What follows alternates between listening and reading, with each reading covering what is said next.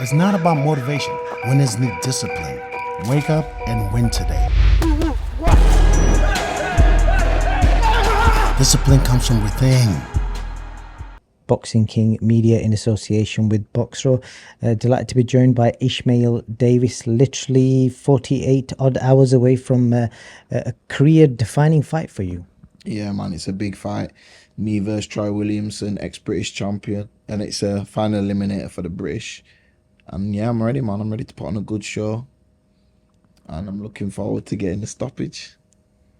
It's weird when you say that, you say, I'm looking forward to getting the stoppage. Some people would have picked up today from the press conference that you're both friends, you've sparred with each other. So what kind of mind frame do you have to know that you're going to go into the ring? Because it's not like playing football with your mate. You're going in there to hurt another man, and this guy's your mate. But it's a sport of boxing, you know what I mean? So we know what we do, we know what we train for, we know these things can happen. People can be friends. We became friends through boxing.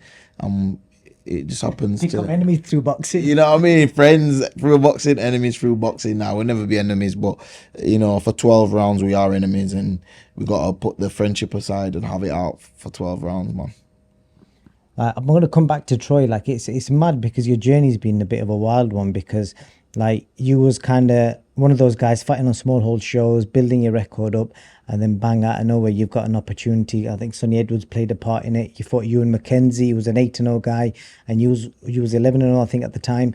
Two undefeated guys on a matchroom show, and it was 50-50 on paper, but you pulled out the stoppage win and looked really good and chucked your name right into the mix of like getting TV fights. Yeah, man. Like, look, now I'm facing one of the best in England. I say one of the best and I hope other people have him up there, because he's a fighter that's been to the highest level and he still fights anyone and he'll take any fight. So much respect to Troy. With Ewan McKenzie, that was my first rodeo, like to say, and I feel like my performance was 6 out of 10. Everyone was happy, I got the stoppage, yeah, but in boxing you should be a perfectionist. You want to do as well as you can do, and I just feel like it was half of what I could do. Do you get me? So this fight, I've got to be switched on, more switched on, because Troy's a dangerous opponent, and I got to get the job done in spectacular fashion.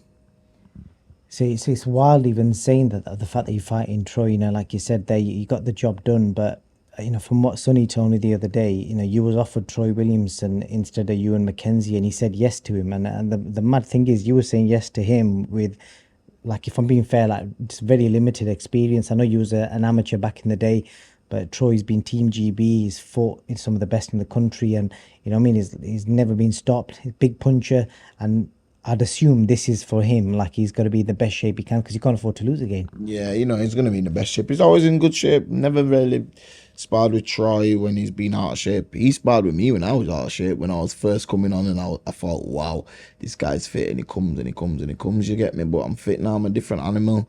I take it very seriously, and there's no excuses. I've left no stone unturned. I'm a true professional, do you get me? And I just want to be a role model, and I hope kids that come from a background or feel like they've got nowhere to go. Like, in a time in my life, I felt like I had nowhere else to go, but I stayed determined, and I changed my life and put grit into it, and hard work and dedication. Where do you kind of get that mentality from? Like, because it's obvious in boxing, most guys, when you're being offered a fight, the first thing you're gonna ask is how much money it is, then who it is, and you kind of negotiate the risk and reward. But from what I'm hearing from people, you're just like, yes, yes, yes. Like, where do you get that mentality from? Well, it's not about money, and I'm a big believer in law of attraction, and one thing that I've learned is that you should never make money the objective, because money's endless. Do you know what I mean? You'll always be chasing money. If you're making money your only objective in the end goal, you're never going to get to the end, because money's endless. It's going to be here forever. It's going to be here before you and after you. But what you do while you're here on this earth is what you do while you're here. So I'm not chasing the money. I'm chasing, the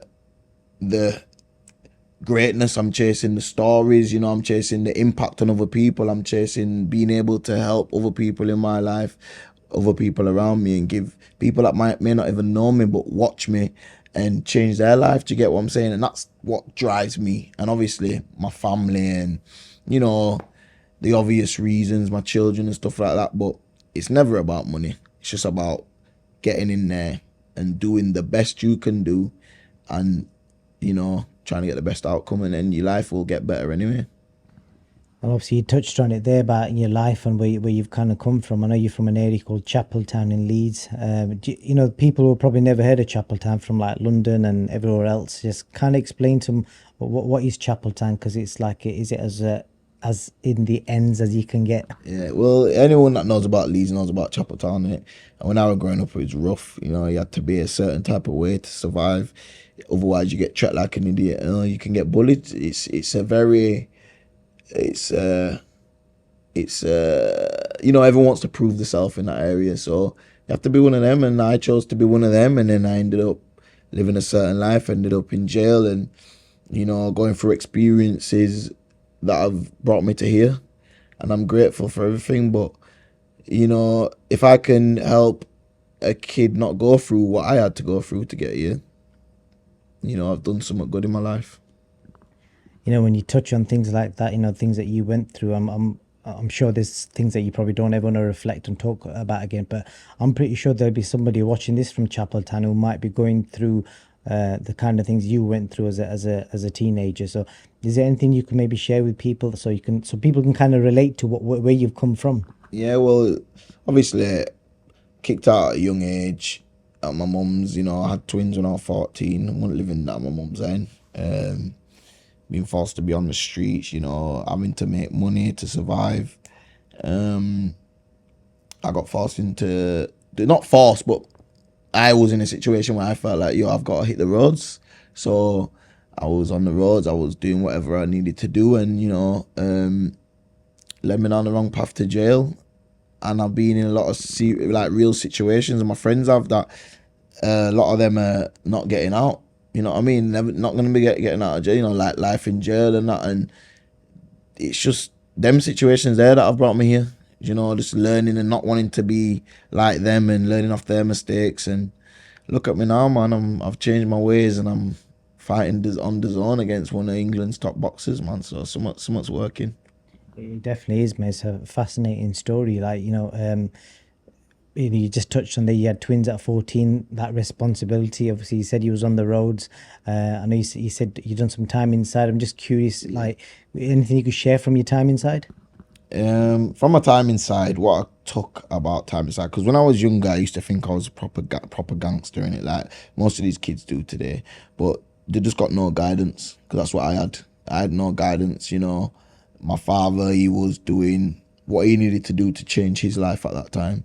So it's not like my dad's a good dad, but at that time, his life wasn't right for him to make my life right, if you understand me. Do you get me? Now I've got older, I know that I need to make my life right, so then I can do something for my children. You know what I mean? So my dad went in that position, and things that he could have done, if he was in a better position, he couldn't do at that time. So I didn't really have a role model. So I thought I was a G. I had to, do certain things to make people think I'm a G. And when I went to jail, I met a guy that was doing life, and he said to me, listen, leave the roads alone. Like, the roads ain't it's one or two things, you end up dead or in jail.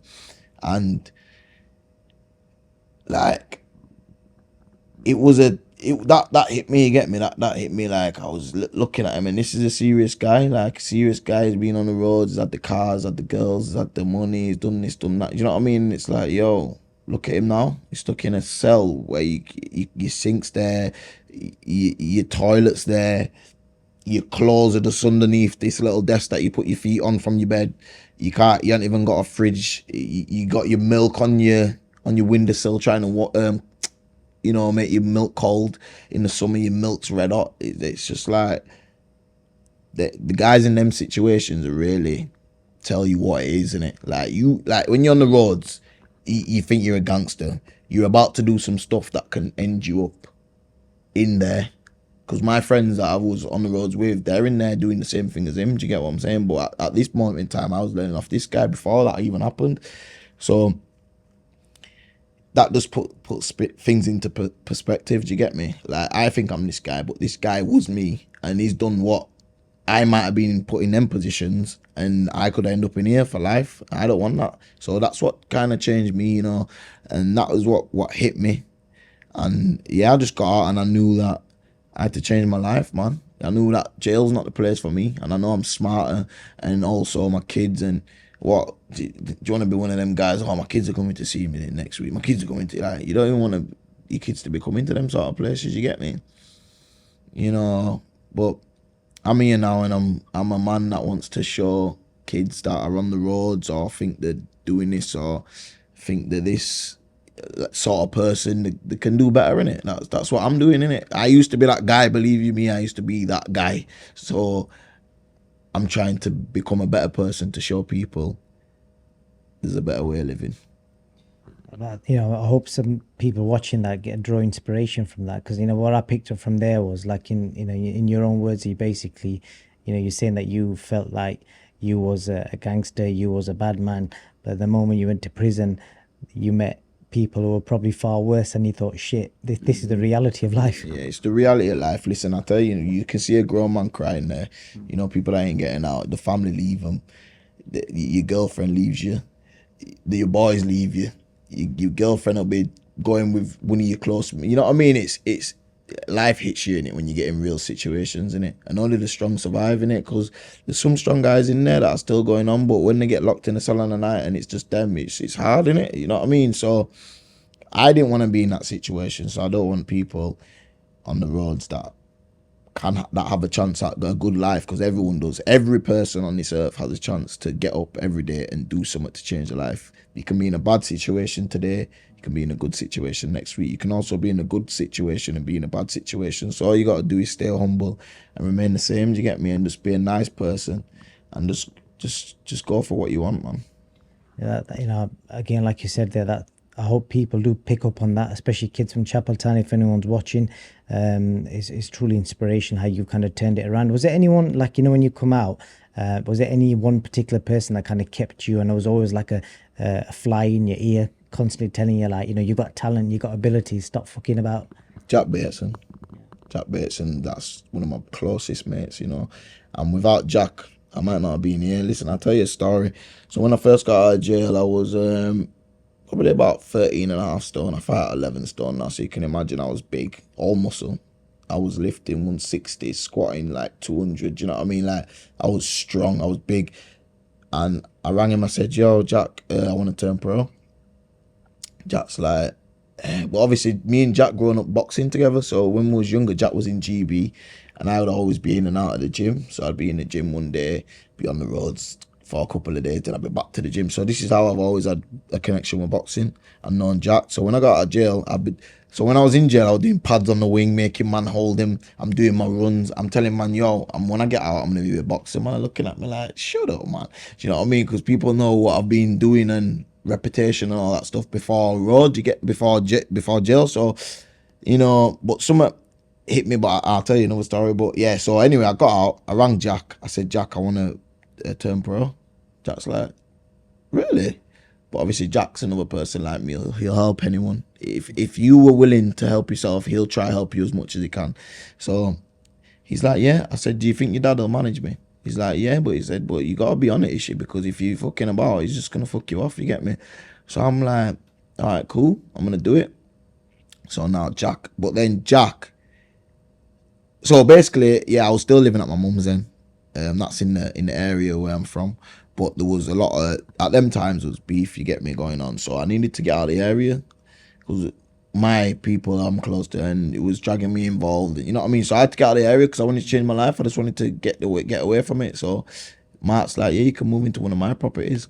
I can't remember the time frame or if I had a fight before, but this is what actually happened. I'm saying to Mark, listen, things are kicking off I don't want to be a part of, and I want to move out of the area. So I moved to Mark's house. I was living in like a nice little posh area, and Jack lived close. And I was saying to Jack, yo, I want to do runs. So Jack's like, you want to start coming running with me? Yeah. Listen, Jack can run, mate. And these times my legs was hench because I was doing weights. Never ran. Well, I never really ran like a proper boxer.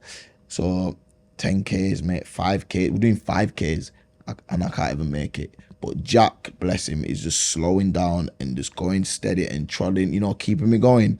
And I just stayed at it time after time. I got better. I got in the gym with Mark. I started training at Birmingtons again. Yeah, and I just started slowly doing it. And I was I started to train at Birmingtons, and yeah, I just kept getting better and kept going. And I just knew one day, listen, I know inside I can fight because I used to do street fight all the time and I was rough. So I know, like, yo, I can do this, innit? Like, just train hard, get around all the best people you can, follow their, you know, their route, and just keep going. So yeah, just kept going. And then Jack was just there for me all the time, ring me, get up here. These times I used to stay up all night. I wouldn't even, because before I used to smoke. So it was a mad adjustment. It was just, it was harder than I can even explain, you get me, to make you understand. But I just stopped smoking, I stopped drinking more loads, I started grinding. It was so hard, but I did it. I just got up every day, because, you know, if you want to change, your body can do it. It's your mind that tells you no, but your body can do it. So yeah, I was getting up, just doing it. And then like, it just started happening. Then Mark was taking me to spar. I was doing well in sparring, even though, like, sometimes I might be doing well for 3 rounds. I'm fighting someone that's on TV, or I'm sparring someone that's on TV or doing well, and I'm getting in there and I'm doing 3 good rounds. And Mark's like, you can do something, you know, you stay dedicated. So I just stayed on it. And yeah, Jack was the person that helped me, man, and he's still here by my side today, and I'm by his side, you get me? And he gets motivation off of me now, and he motivates me. It's just mad, innit? Life's mad, man. It's mad. I'm sure there's a big, deep story in there somewhere, and hopefully we'll capture that in a longer format at some point. And just before we'll kind of wrap it up, I know you're a father of 6 boys as well. Mm-hmm. That's like another big responsibility that you're juggling daily. Mm-hmm. Yeah, man, it's hard, obviously, having 6 kids, you know. I've got to be there for them all. Well, I try. It's like, I'm not the best dad, I'm not even gonna lie. I'm not like the world's greatest dad, but one thing I am doing is trying, in it. And this, what I'm doing now, is for them, believe it or not. Yeah, it's for me to make my life better as well, but every single thing that I'm going to be doing and setting up is going to be for my children, because I've got to set up their life. I know how hard life is, do you know what I mean? And I'm in a position now that people would wish for, but it's not that I've got here out of luck. I've got here out of hard work. So I'm showing my kids hard work, and I push my kids to do like sports and be good, and I'll never show them that. They don't even know that I've been to jail. Like, my children, my oldest ones do, but I mean, like, they've only just found out, and I'm like, hey dad, what, you been to jail? Because of the way I portray myself in front of my children, you get me? So they know how to act. But my kids are good, man, and yeah, man, I'm blessed to have children, blessed to have 6 kids, man. Some people can't have kids, so, you know, it's a blessing. Definitely is. And like I said to you, I know you and Troy pretty well. You're both nice guys, and it's a shame that you're both mates and one of you is going to lose on Saturday. But I really got much else to ask you, Ish. You know, I wish you all the best, and, you know, may the best man win Saturday night. Yeah, man. Thank you, man. Thank you. I got a question for you. Where can discipline take you? Discipline points you towards your goals.